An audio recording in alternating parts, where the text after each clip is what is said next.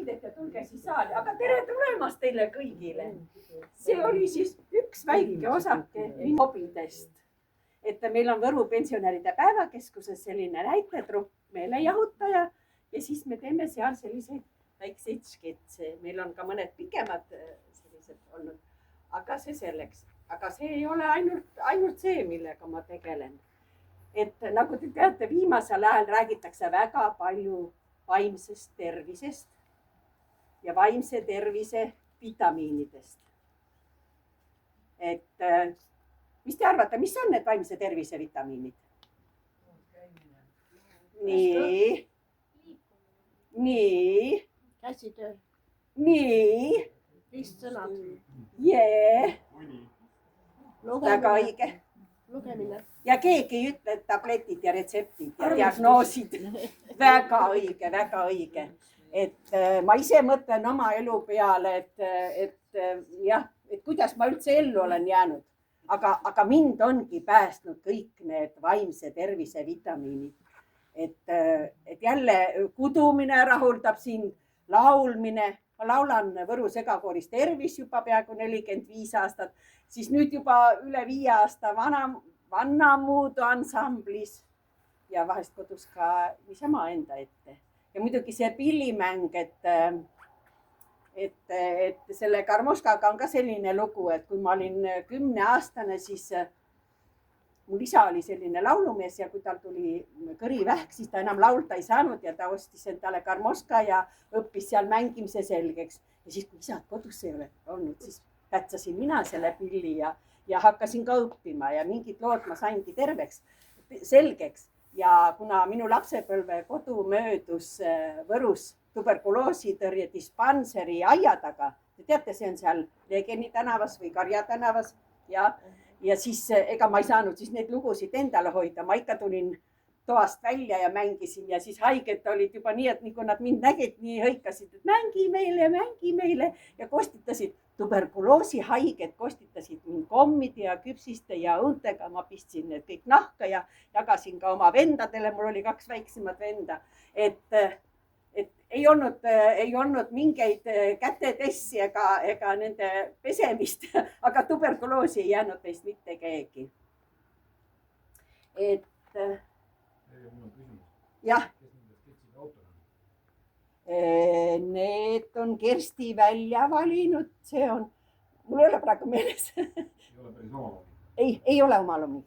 Me ei ole veel nii kaugele arenenud. Me võib-olla hakkame meil siin üks. Kersti, kes on nende sketside autor?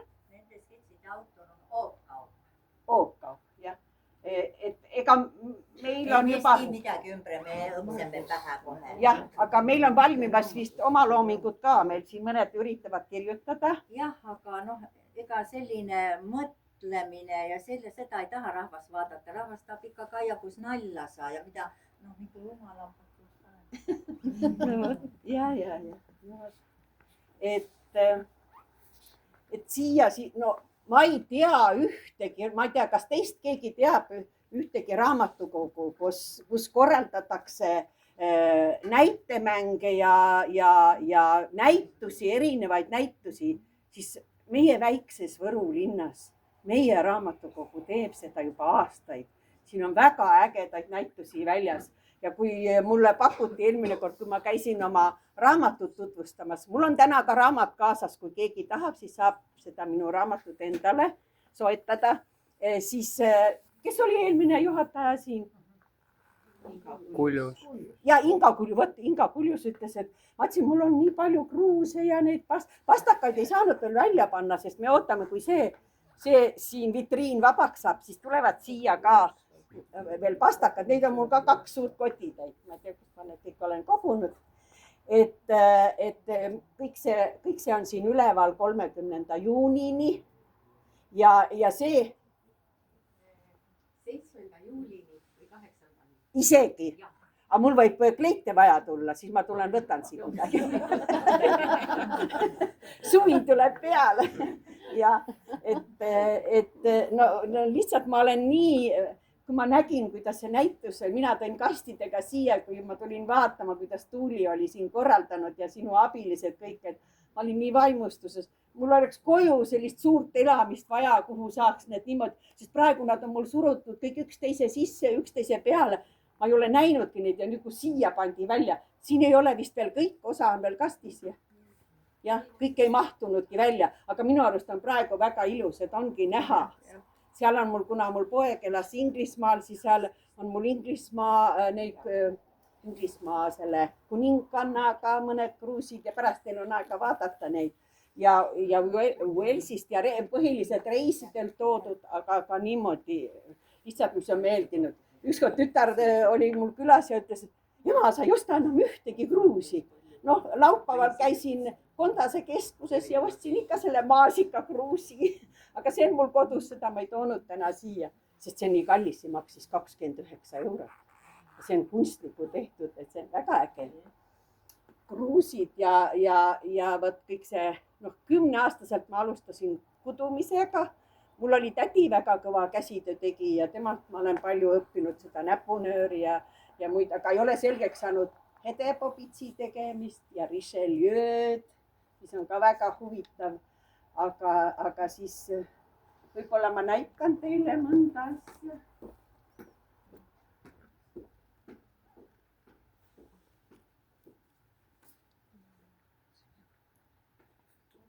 Ma õmblesin, varem õmblesin kõvasti kõik oma lasteriided ja enda riided ja teenisin ka, kusjuures tõesti, ma olen ka leivaraha sellega teeninud.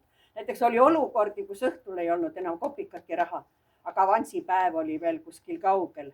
Ja siis jumala abiga keegi tuli ja ütles, kuule, mul on mütsi vaja homseks. Ööga tegin mütsi valmis 3 rubla ja sellega sai mitu päeva edasi elada. Ja nii ma olen, et olen õmmelnud ja kudunud. Muidugi olen ka, nagu öeldakse, pükse mööda saanud. Kudusin ühe väga suure kirju mitme lõnga ka mustrilise kampsuni ja küsisin selle kampsuni eest 25 rubla ja siis see härra oli mingi 60 number, sinust palju suurem. Just ta ütles, nii palju ja andis mulle 15 rubla ja siis olin natuke õnnetu. Aga kas keegi teab, mis asi see on? Paikatikk. Jah, aga mis sellest sai teha? Hommikumantli. Et mingi aeg oli see väga moes ja mina ostsin ka sealt Kangapoest, sain vist tutvuse kaudu neid paikatekke, et mul on 2 vanemat õde, ma tegin nendele ja siis see on minu jaoks, kui ma saan 100-aastaseks ja koju jään, siis ma saan seda panna veel erinevate värvidega ja siis kui mu lapselaps saab selle liivamaja valmis, siis ma lähen sinna veel randale ja joon selle mantliga kohvi.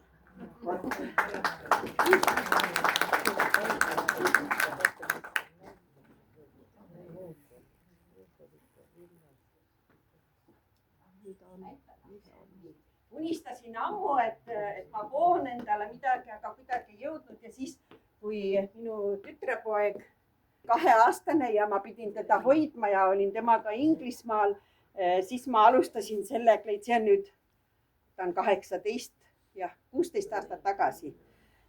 Põhiliselt ma seal siis kudusingi, kui laps magas, siis ma sain kududa. Aga näete, miks siin on need sellised erinevad ornamendid peale. Selle kleidiga juhtus selline lugu, et olin ühel sünnipäeval ja kukkusin õues ja oli mitmest kohast selle muruga roheline. Ja ma tulin koju ja tegin vaanišiga kokku, teadsin, et vaaniš võtab plekid ära, aga ma ei pannud pessa. Ja siis, kui ma ükskord ta pesumasinasse panin ja sealt välja võtsin, siis olid ainult augud. See oli söönud see vaanišega, olge väga ettevaatlik. Selle, kui paned, siis pead kohe pesema. Ja siis mul ei jäänud muud üle, kui kleit on nii armas ja siis ma panin kõik neid selliseid ornamente täis ja jälle, kui kuskil auk tuleb, siis ikkagi panen sinna ornamenti peale ja jälle saab kanda. Ja siis tegin juurde veel kotikese ja selle jakikese, aga kaalu peab hoidma. Tead, see kaal tuleb nii, ma ei söö mitte midagi, aga kaal muidu tuleb. Aga siis ma jälle vaatan, kui kleit selga läheb, siis on okei.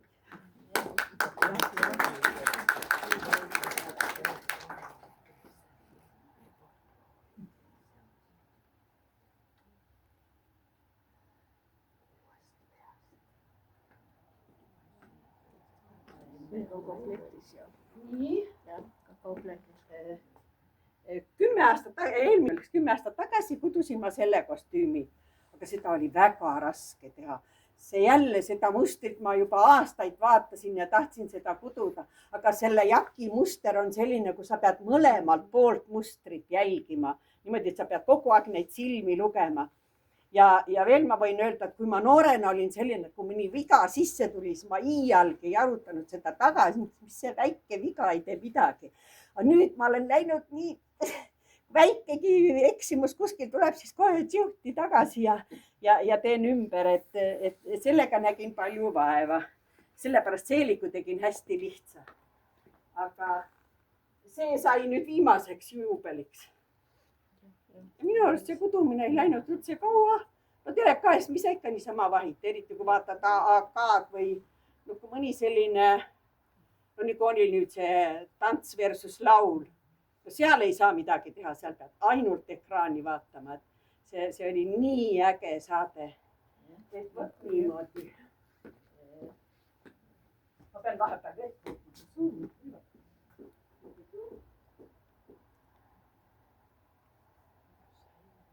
Hulka suurmood sain ma teada lapse käest, et on noortel tüdrukutel sellised valged kampsunid. Selle ma tegin 10 päevaga valmis ja nüüd on juba järgmine mitu tellimust. Mul on, ühel on veel varrukad kududa, ma koon varrukad korraga nende ringvarrastega, aga niimoodi, et mõlemad varrukad on peal, et siis saavad nagu ühe suurused. 10 päeva kudusin ja 3 päeva õmblesin kokku, sest see oli nii, mingi uue võtte järgi õmblesin. Ja siis siia tegin näpunöörist sellised paelad. Ja selle ma annan üle. Sa saad selle viia. Lapsele. Üllatuste korv, sealt võid vaadata, mis seal sees on ja kui keegi tahab midagi, siis väga palju neid mütse olen ma kudunud oma lapselapse soovil, kes ikka tuli koolist ja ütles, vanaema, see poiss tahab sinimust valget mütsi ja see tahab sinist mütsi ja see tahab valget mütsi ja et ole hea koo. Ja siis mul tšuh ja oli jälle müts valmis ja poiste pead said kaetud, sest pea on kõige õrnem koht meil. Kõige rohkem jääb inimene haigeks, kui ta käib külma ilmaga palja peaga. Mina näiteks meedikuna ka, ma ei suuda talvel vaadata inimesi, kes käivad palja peaga. Eks ma pean neid noori ka tänaval kinni ja mul on noored siin väga ägedad. Aitäh teile, poisid ja tüdrukud, et nii hea on vaadata, aga nüüd ma enam väga ei julge niimoodi pakkuda neid, aga ma olen ka kindaid, mul on vahest kotis kindad ja sall ja siis ma näen, kes on selline pool paljas, kael paljas, siis ma jälle annan midagi neile katteks.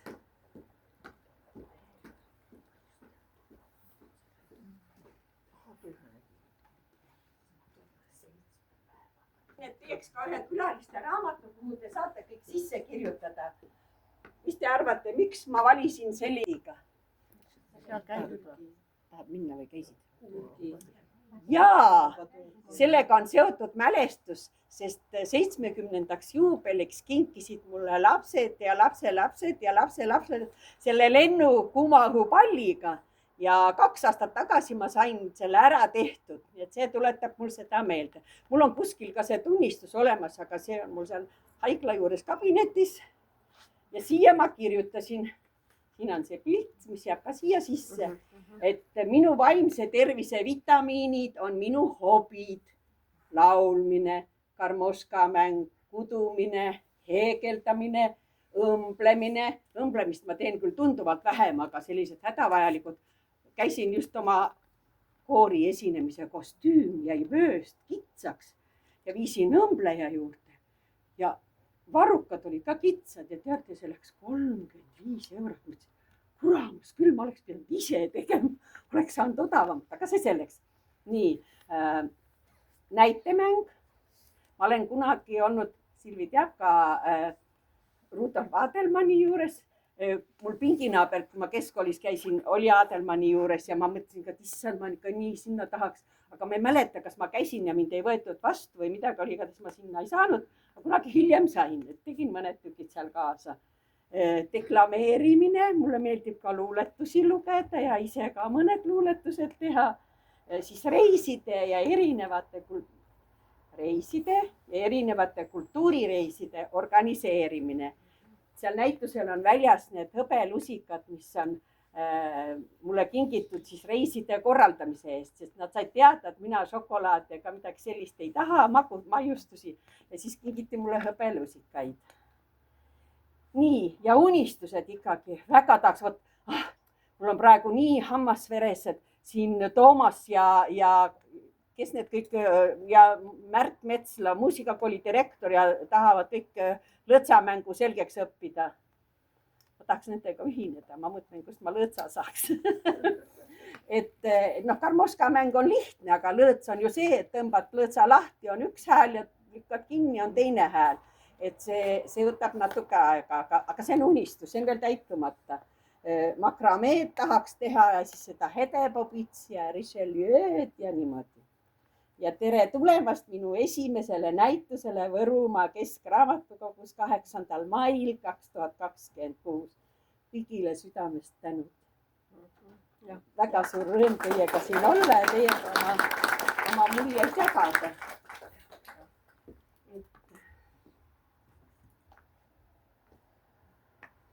Kas teil on midagi küsimusi?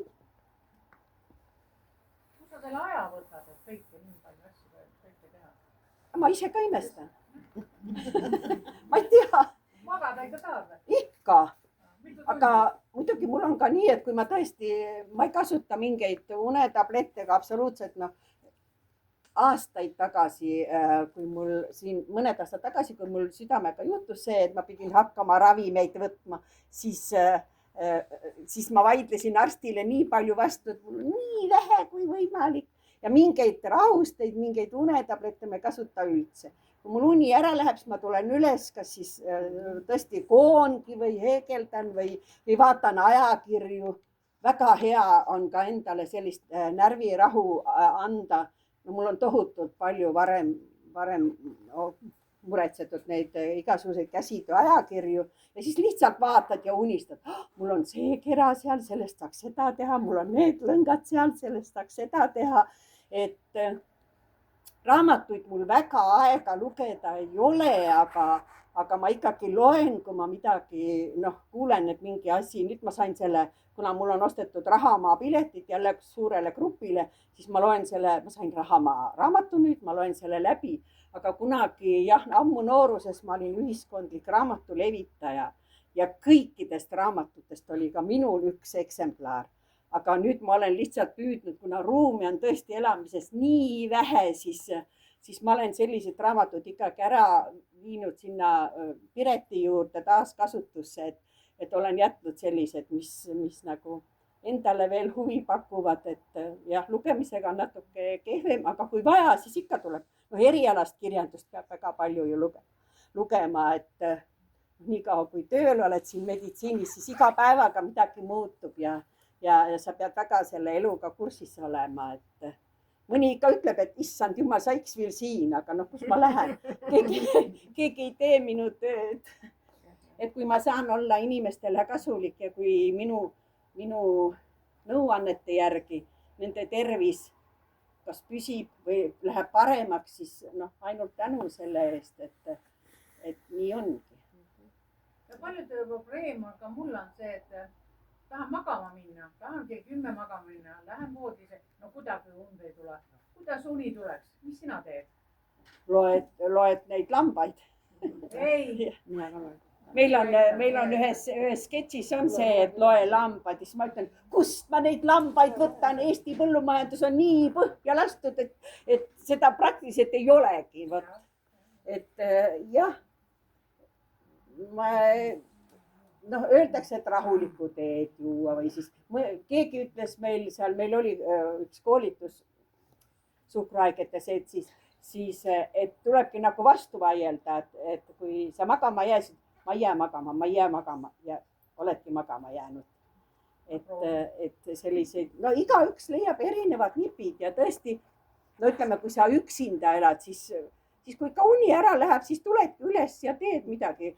Muidugi, mis on väga kasulik, enne uinumist midagi valgulist süüa. Et kuna öösel lamades luudest kaob kaltsium, siis on õhtul väga hea juua kas klaas sooja piima või süüa juustu või kohupiima, et see valguline on väga tähtis õhtul just. ja isegi ma haiglas olen tähele pannud, kui mõni vanainimene ei saanud magada, siis kui ma veel osakonnas töötasin, siis kui sai neile antud juustu närida, siis seda maid magasid, et kuidas kellelegi, jah. aga kui harjud neid igasuguseid ravimeid võtma, siis nendest lahti ei saa ja järjest kangemaid ja noh, mulle on ka öeldud, et võta pits konjakit. Aga tead, ma mõtlesin, et kui ma täna võtan pitsi ja homme võtan ka pitsi ja homme tahan pool klaasi ja ülehomme klaas ja siis läheb juba pudel ja ei, parem ei võta. Et nii ongi.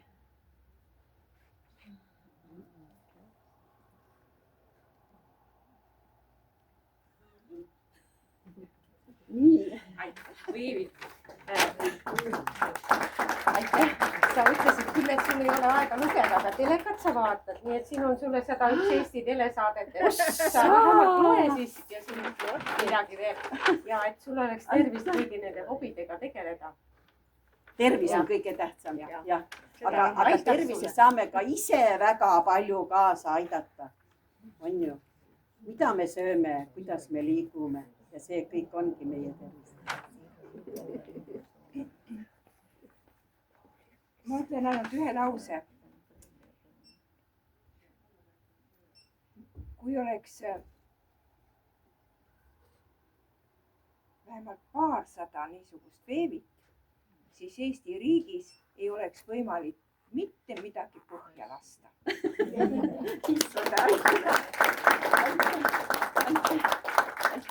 Aitäh.